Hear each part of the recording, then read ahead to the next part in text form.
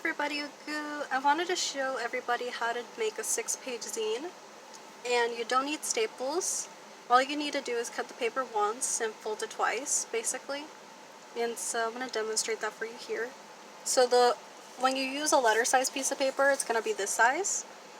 But if you want to use half of your paper, splitting it in half, then it's going to be this size.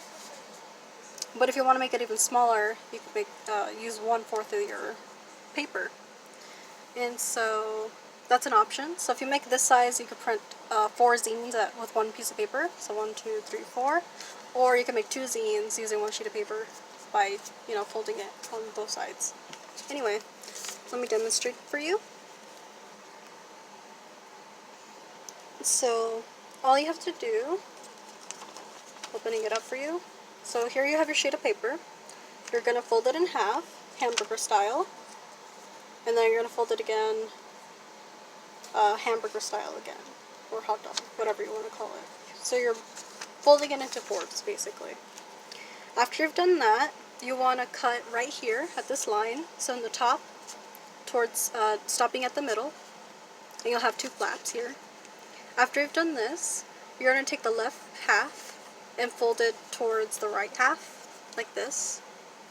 And then taking one of your flaps, you're going to fold it towards you. And then take this flap and fold it behind you.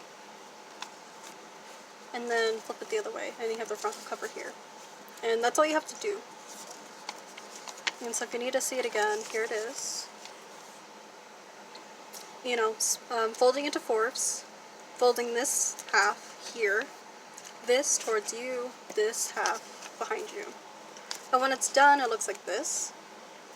And you have the front cover, 2nd page, 3rd page. And then in the center, you have these pages together. So you could glue them if you want to, but you won't really see them. That's why I put this pattern. Or if you want to, you could also fold it on the side, so it doesn't open up if you don't want it to. But otherwise, it's usually fine. And then that's about it. That's how you do that. So this is the 1/4 version. That's all I really have to show you. If anybody's confused, I'll just take a picture of this, so you can see it clearly, and also the other side. You're gonna print it like it's a 2-sided piece of paper that you're gonna print. But yeah, that's it. Bye.